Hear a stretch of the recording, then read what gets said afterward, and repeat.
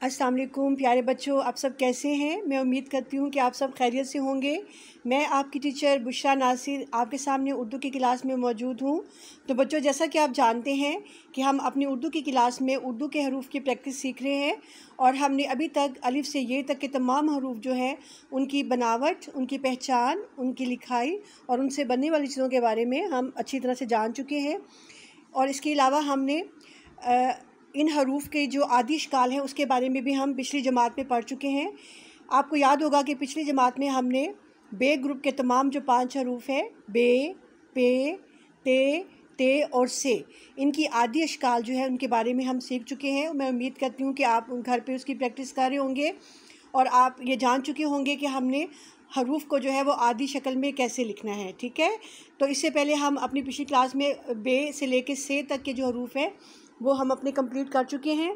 तो आज बच्चों जो हमारी क्लास है इसमें हमने जो से अगला जो हर्फ है जीम, उससे ले वहाँ से हमने शुरू करना है। और जीम के ग्रुप के 4 जो हरूफ हैं, आप सब जानते हैं कि जीम के ग्रुप के 4 हरूफ हैं, जिनमें जीम, चे, हे और खे, ये तमाम हरूफ शामिल हैं इसमें। ठीक है, तो से के बाद जो अगला हर्फ हमारे पास मौजूद है वो है जीम। तो आज हमने क्या करना है जी, हम अपनी उर्दू की क्लास में इन हरूफ की आदि इश्काल के बारे में सीख रहे हैं कि हमने उनको, जब हमने लफ्ज़ बनाने हैं तो हमने इन हरूफ को कैसे इस्तेमाल करना है। तो बच्चों, जब भी हम किसी हर्फ से कोई लफ्ज़ बनाते हैं तो उसमें हमें हरूफ की आदि इश्काल जो है वो इस्तेमाल करनी पड़ती हैं। तो मैं पिछली क्लास में आपको बता चुकी हूँ कि अल्फाज की खूबसूरती के लिए हरूफ की जो है वो आदि इश्काल हम यूज़ करते हैं। और हर लफ्ज़ में जो है जो हर्फ है वो पूरी तरह नहीं आता सिवाय अलिफ़ के। मैंने आपको बताया था कि अलिफ़ जो है वो अपनी पूरी सूरत में आता है, मुकम्मल सूरत में, लेकिन बाकी जितने भी हरूफ हैं वो उनकी आदि शक्ल जो है वो हम अल्फाज में इस्तेमाल करते हैं। तो बच्चों, आज का जो हमारा मौजू है वो है जीम से खे तक के जो हरूफ है, जीम, चे, हे और खे, ये 4 हरूफ जो हैं इनकी आदि इश्काल आज हम सीखने जा रहे हैं। तो आप सब तैयार हैं बच्चों? जी हाँ, आप बोर्ड पर देख सकते हैं जीम की आदि शक्ल हमारे सामने मौजूद है। ठीक है, ये देखें जीम की आदि शक्ल आप देख रहे हैं कि ये जीम जो है ये यहाँ से इसकी शेप ऐसे है बिल्कुल, और इसको हम नीचे से गोल दायरा नहीं बनाएंगे बल्कि इसकी सिर्फ आदि शक्ल करेंगे।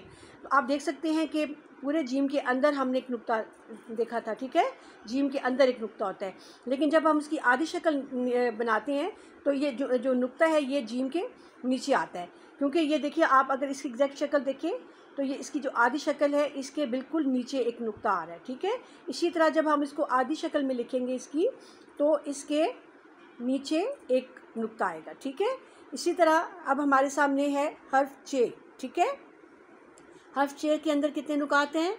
जी हाँ, 3 नुकात हैं। बिल्कुल सही कहा आपने, 3 नुकात हैं।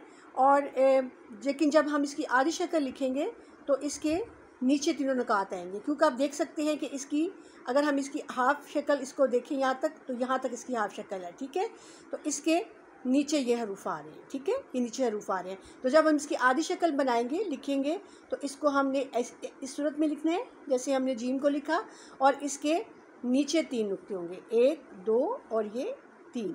ठीक है, जीम के नीचे कितने नुक्ते थे? 1, और इसके नीचे 3 नुक्ते हैं। जी हाँ, चलिए अब आगे बढ़ते हैं। हर्फ हे। ठीक है, हर्फ के ऊपर, हे के ऊपर कोई नुक्ता नहीं है, ना इसके अंदर कोई नुक्ता है, ना इसके ऊपर कोई नुक्ता है। तो हम इसको बिल्कुल सिंपल हे लिखेंगे, इसकी आदि शक्ल। ठीक है, आप देख सकते हैं कि इसकी आदि शक्ल कैसे लिखी हुई है। सब बच्चों को नज़र आ रहा है ना? जी हाँ, ये देखें, ये इसकी आदि शक्ल है यहाँ तक। ठीक है, उससे बाद है अगला हर्फ जो है वो है खे। जीम ग्रुप का आखिरी हर्फ जो है वो खे है, और खे के ऊपर आप देख सकते हैं कि एक नुक्ता है। ठीक है, खे के ऊपर एक नुक्ता है।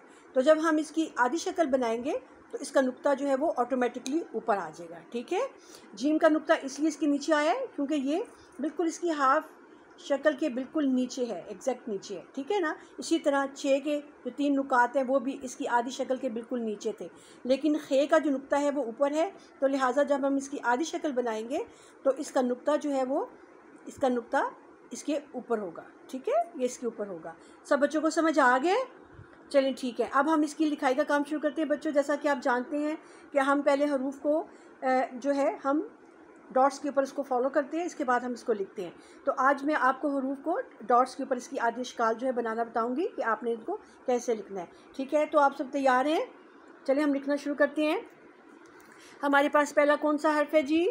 सब देखें, जीम। ठीक है, और जीम की आदि अश्काल ये देखिए आपके सामने, जीम, जीम और ये जीम। ये जीम की तीनों जो है ये क्या है? आदि शक्ल है जीम की। बिल्कुल सही, क्योंकि जीम के नीचे जो है ये देखिए हाफ सर्कल है। ठीक है, इसके नीचे एक दायरा है। ठीक है, लेकिन जो आदि शक्ल है उसमें सिर्फ ऊपर वाला जो इसका हिस्सा है ये जो है ये आपके सामने होगा। ठीक है, तो चलिए हम लिखना शुरू करते हैं। सब बच्चे तैयार हैं? चलें जी, हम अपना पहला हर्फ लिखने जा रहे हैं, हर्फ जीम।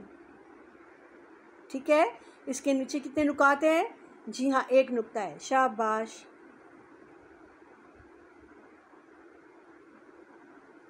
जीम,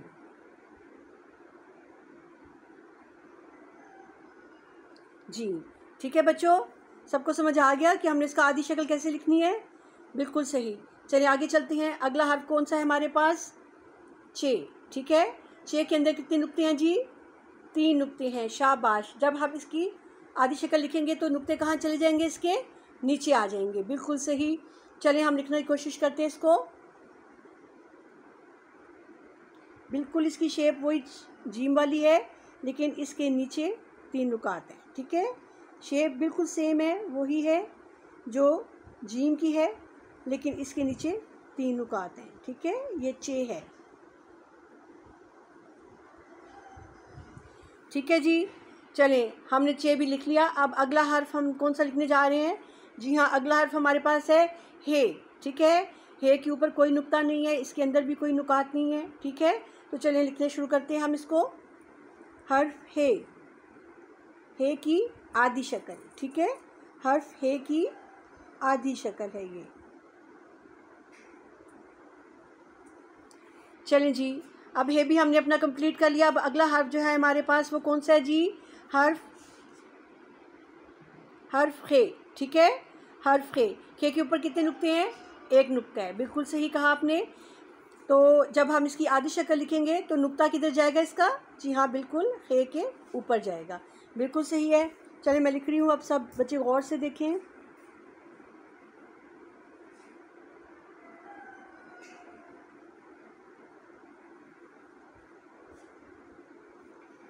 जी हाँ, ये हमने खे भी अपना लिख लिया। ठीक है, सब बच्चों को समझ आ गया है?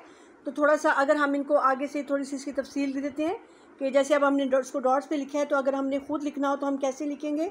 सब बच्चे मुझे फॉलो करें। पहले कौन सा हर्फ मैं लिखने जा रही हूँ? जी हाँ, जीम की आदि शक्ल। जीम की आदि शक्ल हमने कैसे लिखना है? बिल्कुल ऐसे उठाएंगे इसको, और ये जीम की आदि शक्ल। ठीक है, इसी तरह हर्फ चे। ठीक है, अब यहाँ हम लिखने जा रही हूँ मैं हर्फ चे की आदि शक्ल।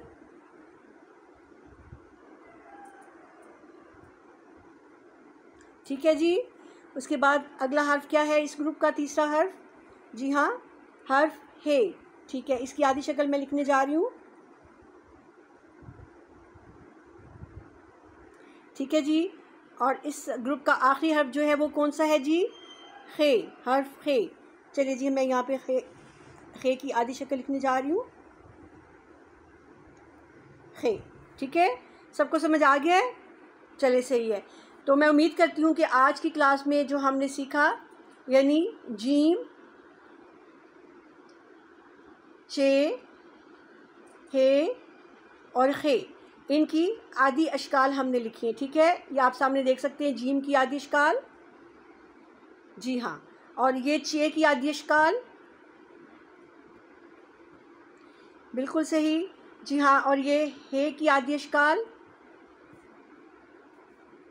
जी हाँ, और ये है जी हर्फ खे की आदि अश्काल। ठीक है, आपने अब गौर से देख लिया है। अब सब बच्चे घर में जाके इसकी अच्छी तरह से प्रैक्टिस करें, और आदि शक्ल जो है ये हमें जब हम लफ्ज़ बनाएंगे तो हमने हरूफ की जो है आदि इश्काल को यूज़ करना है, ठीक है। इसकी मुख्तलिफ़ इश्काल होती हैं, जब हम इनको लफ्ज़ों में इस्तेमाल करते हैं तो इनको मुख्तलिफ़ तरीक़ों से इस्तेमाल करते हैं।